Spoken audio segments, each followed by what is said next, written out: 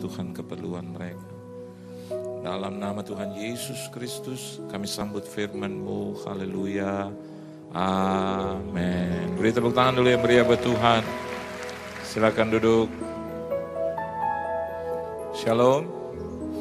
Terima kasih buat Tuhan Yesus yang mengundang saya. Terima kasih juga secara khusus kepada Gembala Sidang serta seluruh keluarga, bahkan koordinator, pelayan-pelayan Tuhan di tempat ini. Saudara bersuka cita? Amin. Kita buka kebenaran firman Tuhan, yaitu di dalam Injil Matius,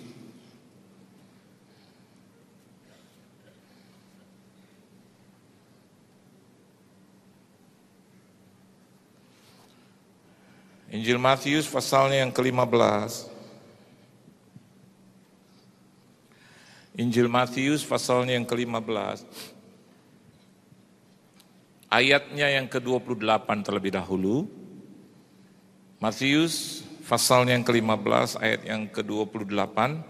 Kalau saudara sudah mendapatkannya dan tidak berkeberatan, kita akan baca bersama-sama dengan suara yang keras. 1, 2, dan 3.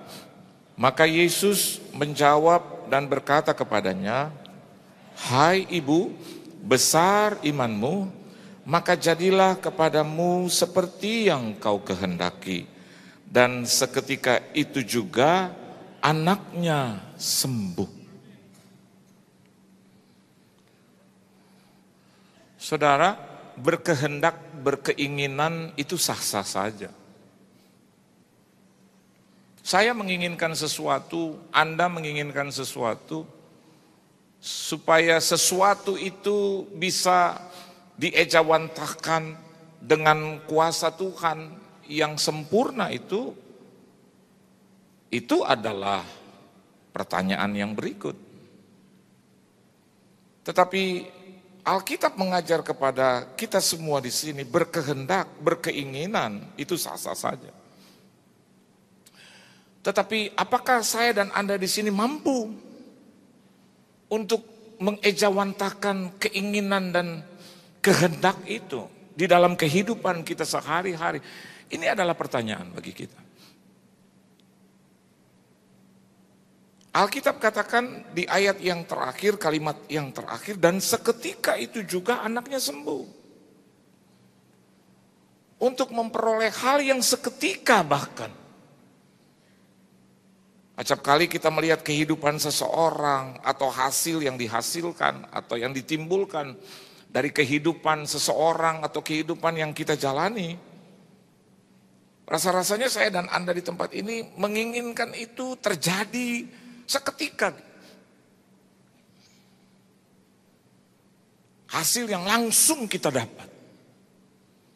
Tetapi kalau kita belajar kebenaran firman Tuhan, kata seketika itu memang milik Tuhan, tetapi juga bagaimana seketika itu bekerja sama dengan tindakan-tindakan kita. Tindakan-tindakan yang saya maksudkan adalah bagaimana wanita ini bertindak, berperilaku untuk menghasilkan hal yang seketika itu. Tentunya melalui satu proses.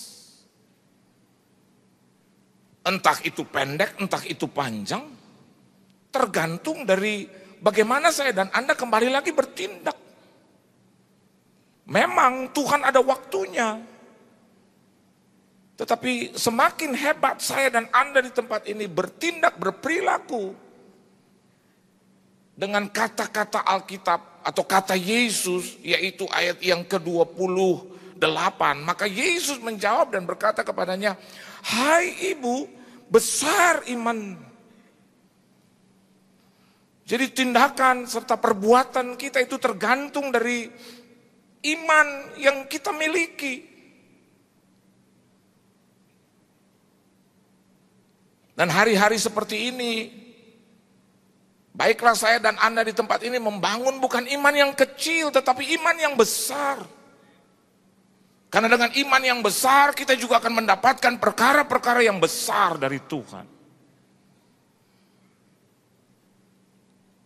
Saya yakin dan percaya. Di akhir zaman ini, Tuhan juga membutuhkan kiranya dari Anda dan saya keluar satu iman yang besar. Yang dikatakan oleh Yesus, ya, jika engkau memiliki iman sebiji sesawi. Sebiji sesawi ini adalah perkataan Yesus, bagaimana dia memandang iman saya dan Anda di tempat ini, meskipun menurut pandangan Tuhan. Karena bagi Allah tidak ada yang mustahil, dan penglihatan Allah dengan penglihatan kita itu tidak sama. Tetapi sebesar biji sesawi saja Tuhan sudah sangat amat menghargai. Tapi apakah kita semua pada pagi hari ini memiliki standar iman yang seperti itu? Yang kalau saya boleh katakan, Yesus menjawab dan berkata kepada perempuan itu, besar iman. Saudara, segala bentuk masalah, persoalan, sakit penyakit, kesulitan keuangan, persoalan keluarga, atau mungkin di society, masyarakat, atau mungkin pergumulan-pergumulan yang lain, we have to have a great faith. Saya dan Anda di tempat ini harus membangun dan memiliki iman yang besar. Karena kita memiliki Yesus yang sangat besar. Amin, saudara. Oleh sebab itu, saya dan Anda tidak mustahil untuk memiliki iman yang besar, karena kita punya Tuhan yang sangat amat besar. And reach Him. Raih dan sentuh Tuhan dengan iman yang besar. Nah, inti khotbah saya adalah seperti ini. Bagaimana membangun atau apa yang harus kita miliki untuk membangun, untuk membina atau untuk menumbuh kembangkan iman yang besar. Di hari-hari yang semakin sulit, dengan pergumulan yang semakin complicated, yang mestinya kita bilang kepada Tuhan dan diri kita sendiri, saya mestinya tidak ada di sini, tidak harus ada di sini. Tapi kenapa saya harus berhadapan dengan persoalan dan masalah itu? Mari kita belajar dari perempuan. Firman Tuhan katakan Kanaan yang percaya itu. Nah, hal yang pertama, developing a mega faith. Coba kita lihat di ayat yang ke-21, di situ dikatakan lalu Yesus pergi dari situ dan menyingkir ke daerah Tirus dan Sidon. Dan ayat yang ke-22 katakan, maka datanglah seorang perempuan Kanaan dari daerah itu dan berseru, kasihanilah aku ya Tuhan anak Daud, karena anakku perempuan kerasukan setan dan sangat menderita. Kita juga harus belajar dari wanita Kanaan yang percaya. Apalagi saya dan Anda di sini adalah gereja Tuhan yang percaya. Dia berasal dari daerah yang tidak percaya. Dia berasal dari keturunan yang tidak percaya. Mestinya saya dan Anda di sini harus lebih unggul dari wanita ini. Amin, saudara. Alkitab katakan di ayat yang ke-28, maka Yesus menjawab dan berkata kepadanya, hai ibu. Jesus didn't mention her name. Yesus tidak menyebut nama wanita ini. Meskipun dia tahu, karena dia juga atau Bapaknya di surga yang menciptakan wanita ini, tetapi dia tidak menyebutkan. Kenapa demikian? Urusan nama itu tidak terlalu penting. Yang jauh lebih penting bagaimana saya dan Anda di tempat ini membangun iman yang luar biasa. Karena nama itu it could be someone. It could be somebody.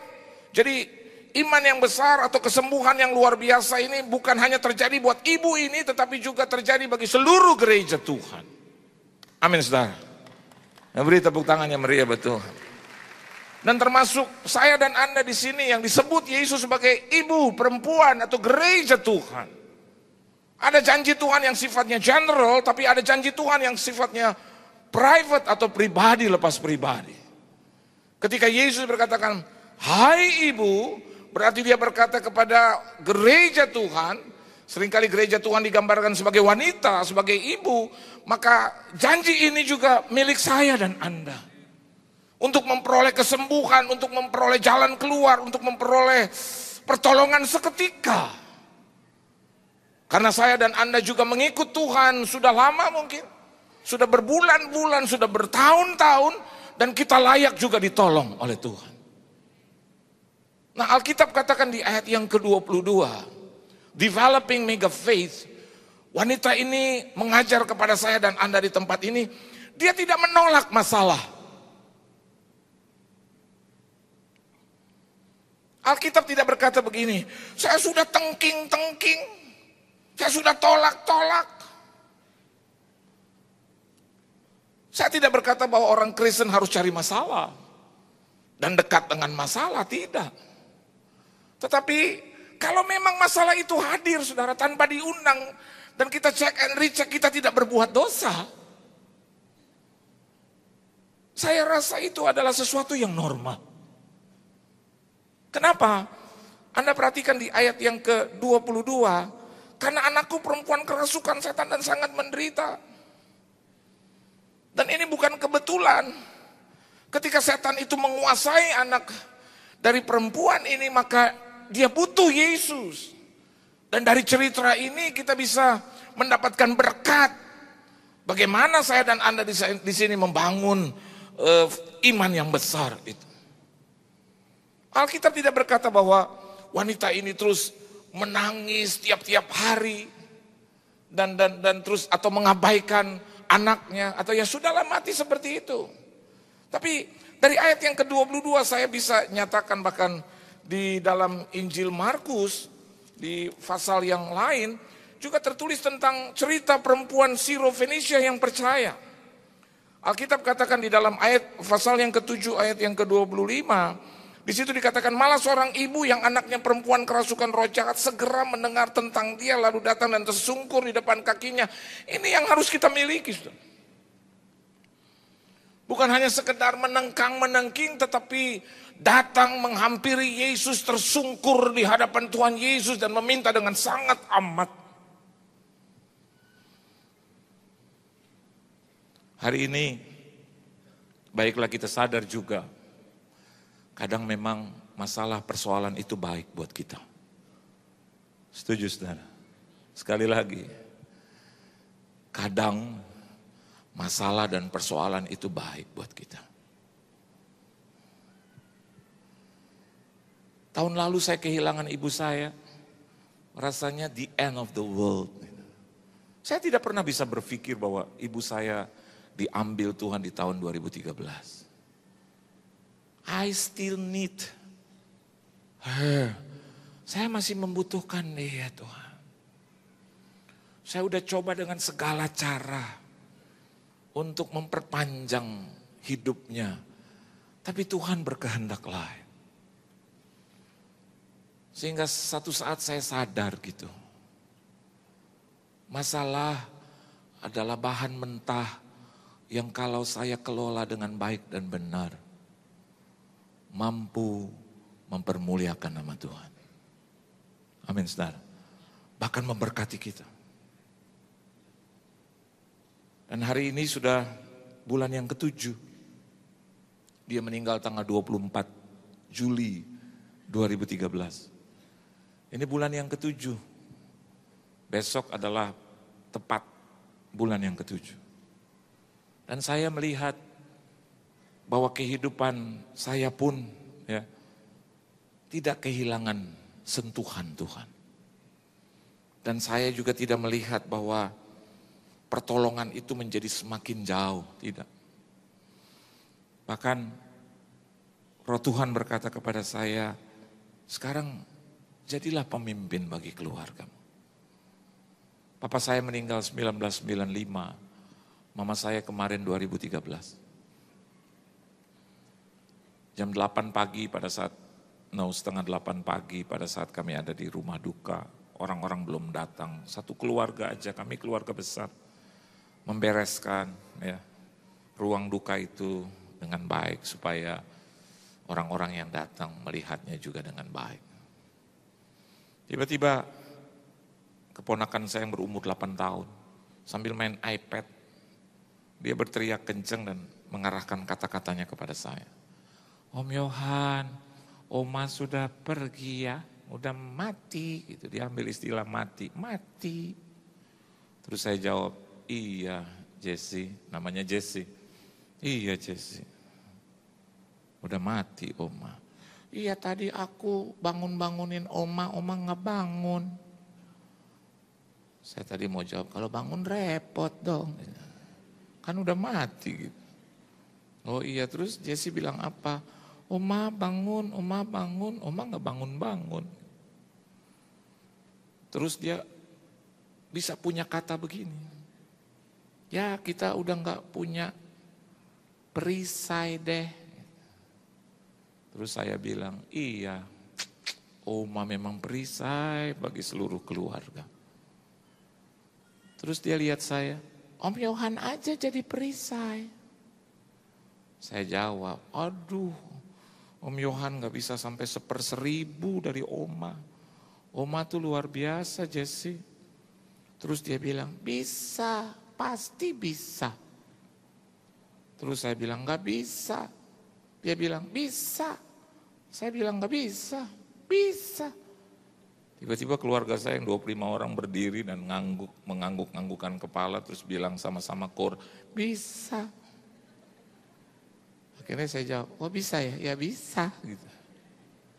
Saya bilang berat amat.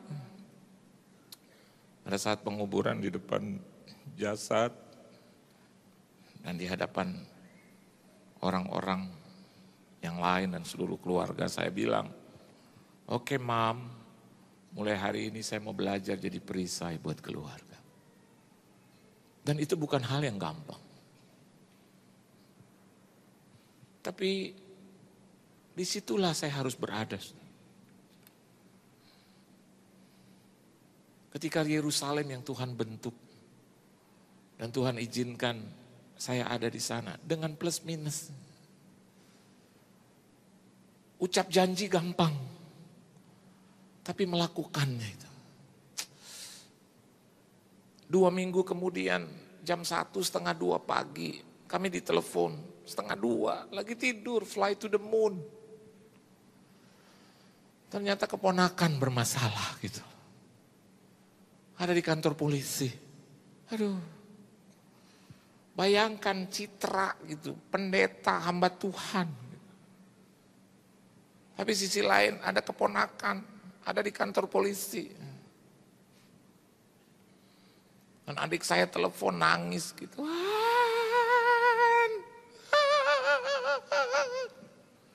Saya pikir ada yang meninggal lagi gitu. Saya tanya siapa lagi ini gitu. Terus dia bilang anak gue di kantor polisi. Aduh, saya tanya ceritanya kenapa dia cerita bla bla bla. Aduh. Belum apa ya? Belum kering itu tanah, ada lagi. Dan saya bilang kenapa sih gitu, kenapa sih? Terus dia ngomong gini, kau kan perisai. Aduh. Saya mau jawab tiba-tiba roh Tuhan gitu bilang sama, kau perisai. Jangan tolak ini. Terima ini. Jalani ini. Nikmati ini, syukuri ini. Dan nanti kau akan lihat aku berjalan di depan engkau. Memang berat gitu. Terus saya bilang sama istri, yuk kita doa. Jam 2:30 pagi saya bilang, udah mah kamu pergi ke kantor polisi. Saya bilang, siapa yang setir? Ada adik saya dan anak saya. Saya bilang, saya harus ikutnya. Dia bilang, gak usah. Istri saya itu gagah perkasa. Maju tak gentar gitu. Dia urusan apapun, dia bilang, papa doa aja. Aku pelaku firman. Oh, puji Tuhan. Dan saya berdoa gitu, dari 2:30 saya bilang, Tuhan tolong. Jam 8 pagi dia pulang. Dan dia bilang persoalan selesai. Saya pikir udah selesai sampai di situ. 1 minggu kemudian ada lagi. Ponakan yang lain lagi. Sampai saya bilang, Tuhan kapan ini berakhir? Tuhan jawab, ketika hidupmu berakhir, maka berakhir juga. Artinya jangan cepat-cepat kita minta kepada Tuhan supaya keluar dari masalah itu, tetapi berharap supaya Tuhan menyertai untuk memberikan kekuatan bagi kita. Itu yang benar. Dan kalau dia beserta kita, bersama dengan kita, apa sih yang dia tidak bisa lakukan buat kita, saudara? So don't deny the problems. Jangan tolak itu masalah. Kalau memang masalah itu diizinkan oleh Tuhan, yang pertama supaya nama Tuhan dipermuliakan, dan yang kedua supaya kita juga diberkati, dan ketiga jadi berkat bagi orang lain. So what? Dan ternyata wanita ini menjadi inspirasi, bukan bagi kita semua. Dan yang penting Anda lihat the result. Bagaimana nama Tuhan dipermuliakan, di mana? Di daerah Tirus dan Sidon.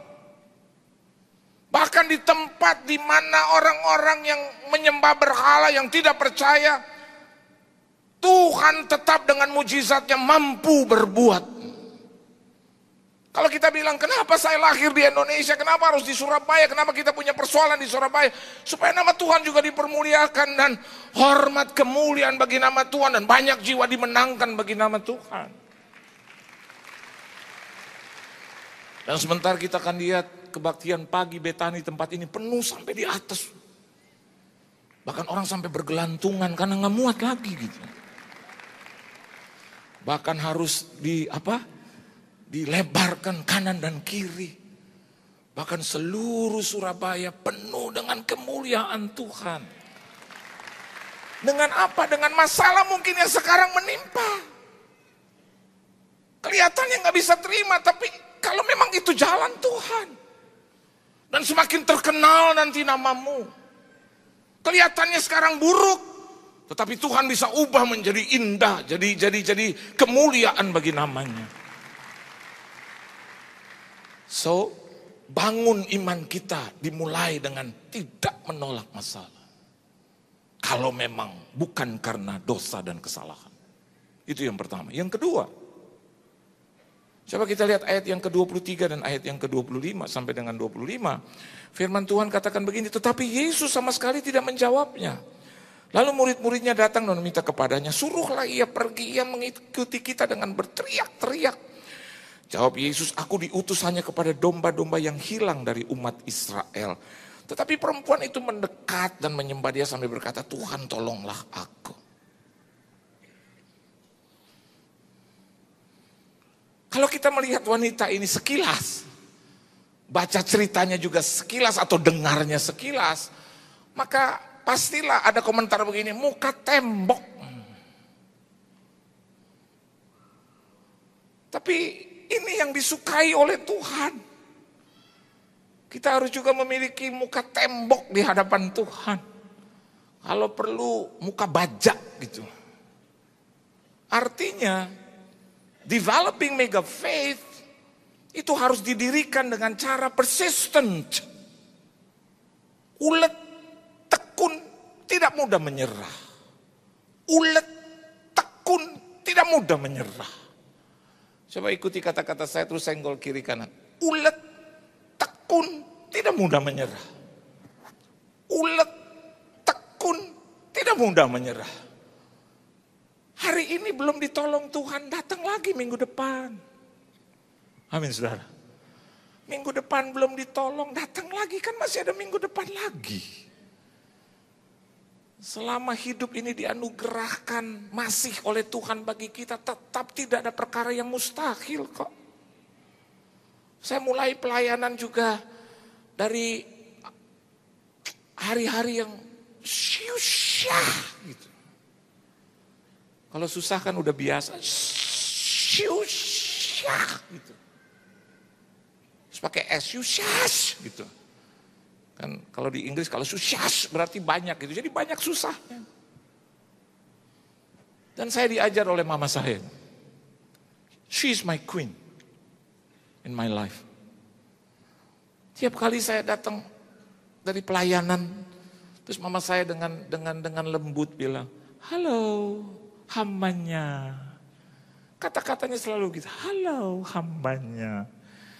Terus saya jawab sekenanya, "Halo." Lihat, ini enggak tekun, ya, ini enggak ulet, ini mudah menyerah dulu. Terus mama saya bilang, kenapa jawab begitu? Terus saya, capek juga ya Maya. cerita Alkitab dengan apa yang kita alami beda. Terus mama saya bilang, sama, beda. Mama umur berapa sih sekarang? Ibu saya bilang, ya udah tua. Justru karena mama udah tua. Jadi mama tidak tahu kondisi di luar sekarang. Saya sampai ngomong gitu sama dia. Terus dia bilang begini, mama nggak perlu tahu, tetapi dengan mata rohani mama tahu bahwa di Alkitab dengan apa yang terjadi di luar sama. Terus ibu saya bilang begini, kamu tuh tipe pribadi yang 1, 2, 3 menang, 1, 2, 3 menang, 1, 2, 3 menang. Pegang orang harus sembuh. Ada masalah dalam nama Yesus, retring, menang.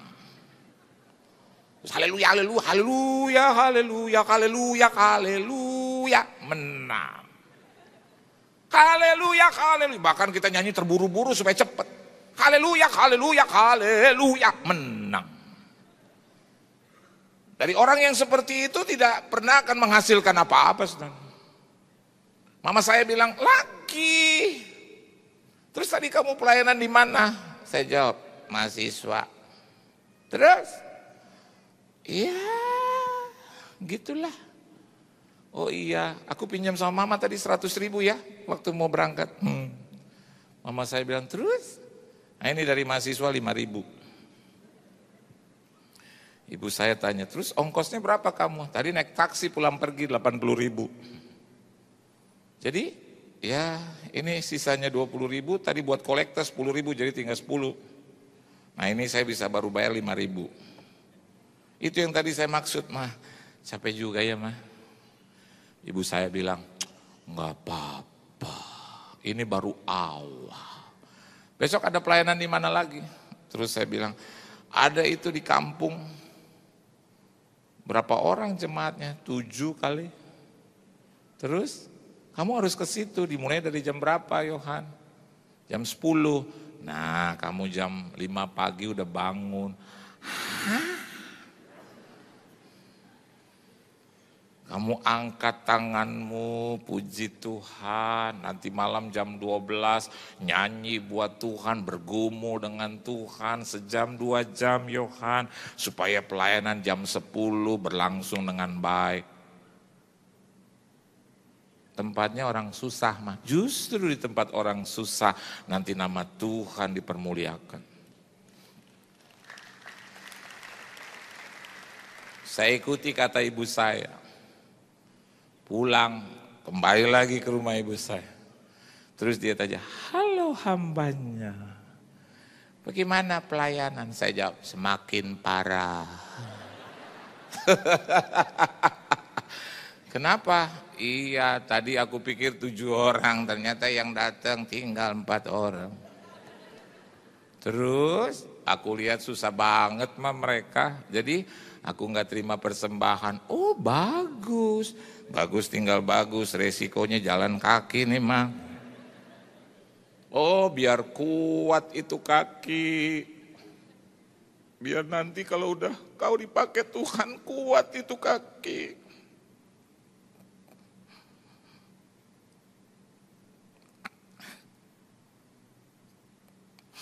Biar itu hati selalu ada di situ, hati Tuhan katanya gitu.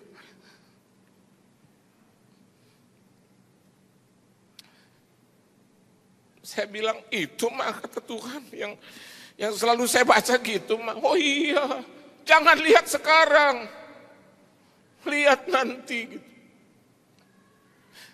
Ini baru proses. Kamu harus tekun, kamu harus ulet. Kamu harus tidak mudah menyerah, terus, coba lagi terus, sampai Tuhan selesai.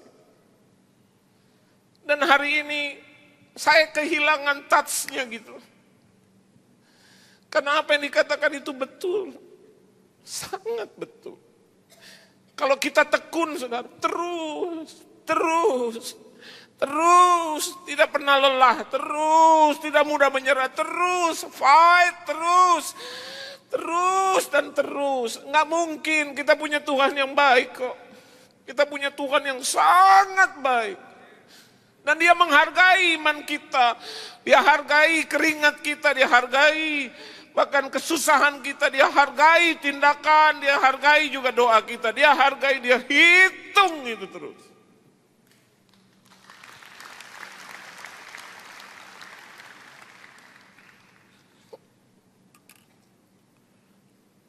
Jangan pernah tinggalkan Tuhan. Amin. Jangan keluar dari gereja, saudara. Apapun yang terjadi, tetap bertahan. Nanti saudara akan melihat rumah tanggamu, keluargamu itu dibereskan oleh Tuhan.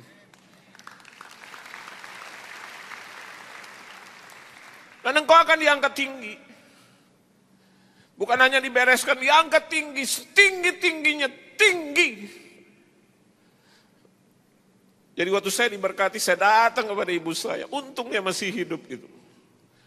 Saya bilang, what do you want me to do for you? Apa sih yang mama mau?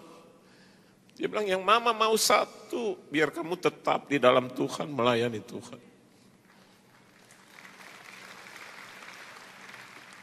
Dan yang ketiga, developing mega faith. Developing mega faith harus dibangun. Coba Anda lihat ayat 27.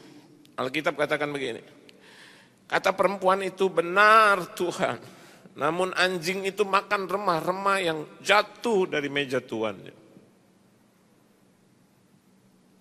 Saudara, wanita ini replied and answered the Lord Jesus dengan perkataan, you are right Lord, definitely you are right. Dan Alkitab katakan, tetapi anjing itu makan remah-remah yang jatuh dari meja tuannya.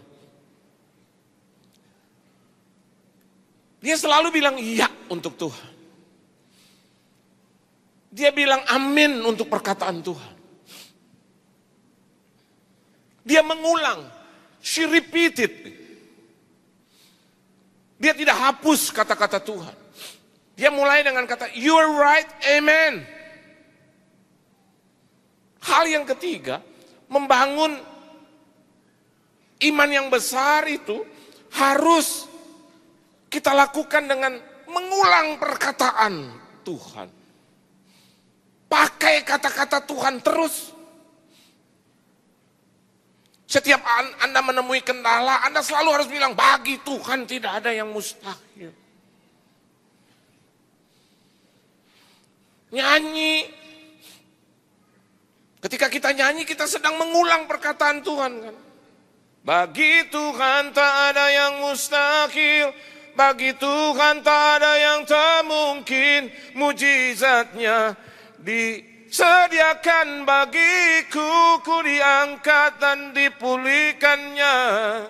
Tiap kali Anda dengar perkataan Tuhan di gereja, Anda harus bilang, yes, amin, amin, amin. Makan itu dengan rohanimu.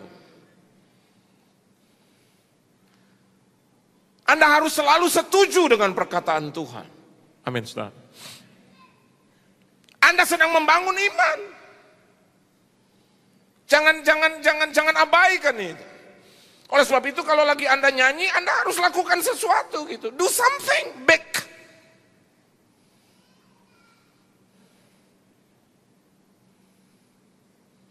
Ku pandang wajahmu dan berseru, pertolonganku datang darimu, Allahku dahsyat. Jangan diam. Karena Anda sedang membangun iman yang besar. Beberapa kali juga dalam hidup saya menemukan kendala yang tidak gampang. Anak saya kalau datang ke saya, Papa, aku mau bayar uang kuliah. Saya jawab, amin. Kok amin sih? Ya amin dulu. Artinya nanti Tuhan akan sediakan, kan amin. Pak, jumlahnya segitu, amin. Papa bisa bayar? Oh pasti bisa. Karena aku punya Tuhan yang hebat, amin. Gitu. Itu menguatkan. Jangan Anda jawab, Papa aku mau bayar uang kuliah. Berapa? Terus dia bilang 50 juta. Masya ampun.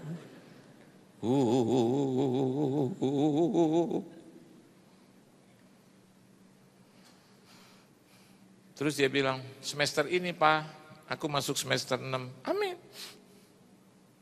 Apa ada uangnya? Amin. Sekarang ada? Belum. Tapi akan amin. Dia lihat muka saya, transfer. Dia peluk saya, selalu bisa percaya sama Daddy. Gitu, amin. Daddy percaya sama siapa? Itu yang di atas. Saya bilang, Tuhan, kayaknya lucu-lucu. Tuhan, ya, sediakan ini ya. Ini kan anakku, ini anakmu. Kau punya anak ini punya anak ini. Jadi ini bermasalah, ini tanggung jawab, ini bermasalah, itu yang tanggung jawab.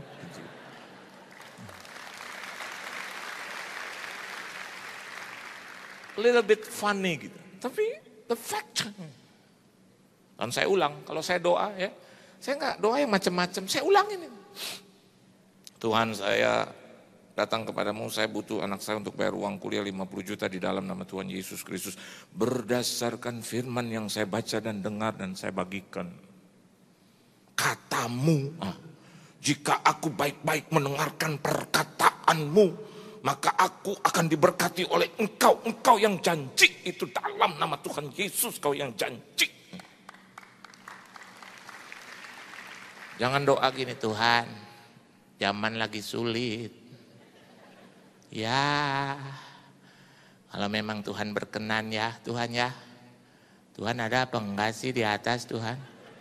Aduh, memang ini uang enggak sedikit, banyak.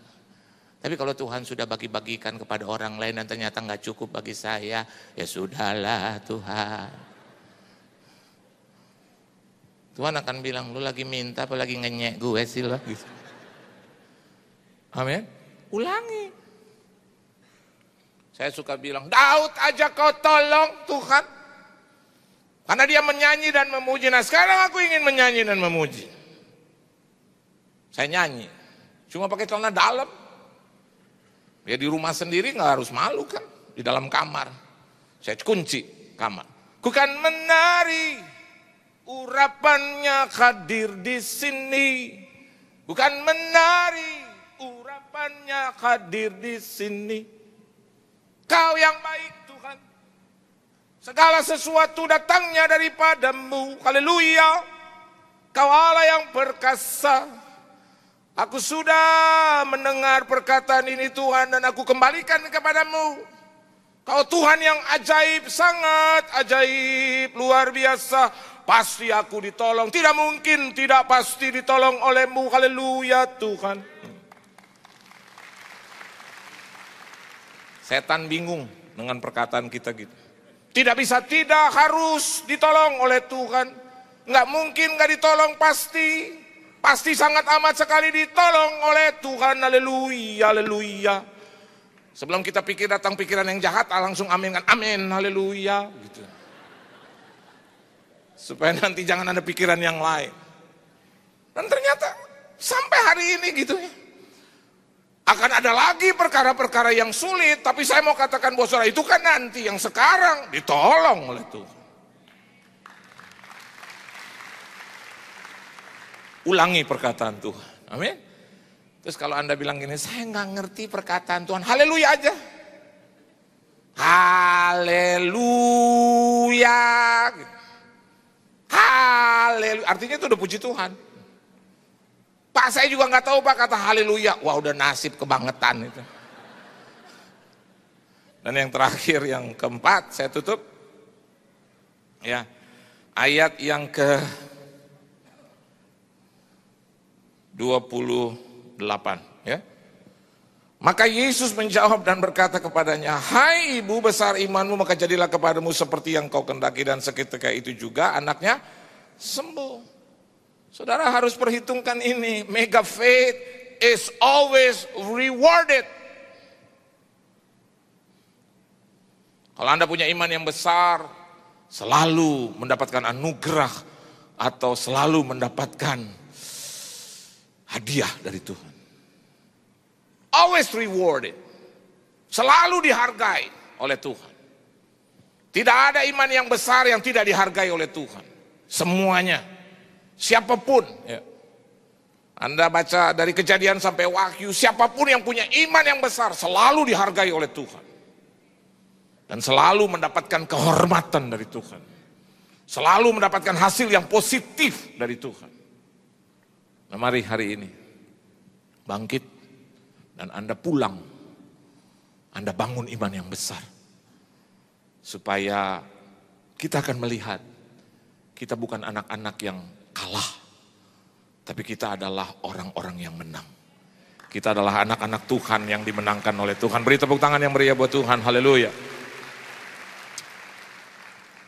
Tunduk kepala, kita berdoa.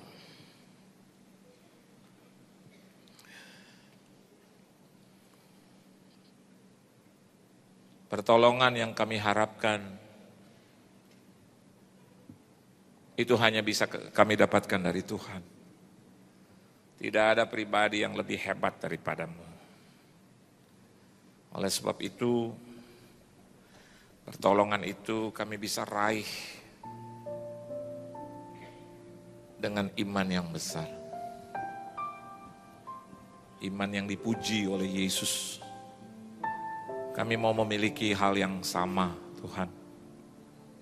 Kalau hari ini kami ada dalam masalah, persoalan yang belum dan tidak kunjung selesai, kami yakin rewarded-nya juga besar. Pasti ada sesuatu yang Tuhan ingin lakukan dalam hidup kami. Kami tidak akan tolak lagi, sebaliknya kami terima itu dan kelola dengan baik. Karena itu hanyalah bahan mentah. Kalau kami kelola dengan baik, berubah menjadi berkat yang berkelimpahan bagi kami. Ajar kami untuk bisa menerima, memiliki hati yang besar. Karena kami punya Tuhan yang sangat besar. Yang kedua, ajar kami untuk selalu tekun, ulet, dan tidak mudah menyerah. Kelihatannya kami kalah hari ini, tapi sebenarnya tidak. Kami akan pertahankan dan bangkit besok. Kami akan datang kembali minggu depan, bulan depan, tahun depan, tiap-tiap hari. Karena kami tahu Engkau tidak menganugerahkan kami kekalahan, tetapi Engkau memberikan kami kemenangan. Dan yang ketiga, ajar kami untuk selalu mengulang, selalu mengingat kata-kata Tuhan, kata-kata firman. Dan kami harus ucapkan itu. Kami harus perkatakan itu. Meskipun rasanya klise ketika kami terjepit di dalam masalah. Tapi kami harus lawan dengan perkataan firman.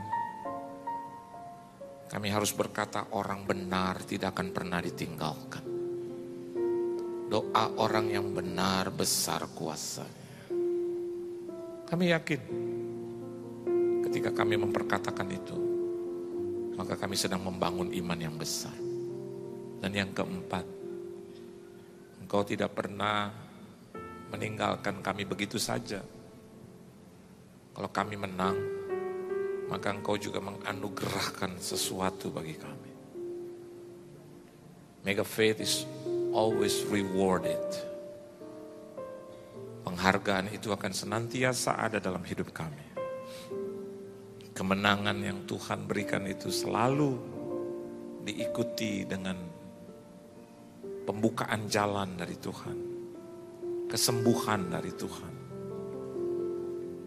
pekerjaan yang baru, rumah tangga yang dipulihkan, gereja yang diberkati. Itu semua adalah reward dari Tuhan. Terima kasih, berkati kebaktian pertama Betaningin dan di tempat ini. Jemaatmu, umatmu, keluarga, rumah tangga, bisnis, usaha, mata pencarian, pekerjaan, perusahaan, perekonomian, kesehatan, tubuh, jiwa, dan roh, studi, pendidikan, jodoh, pergaulan mereka, gereja, pelayanan mereka Engkau berkati. Di mana saja mereka berada diberkati dan jadi berkat. Di dalam nama Tuhan Yesus Kristus, kami telah diberkati Tuhan. Haleluya. Amin. Tuhan memberkati saudara.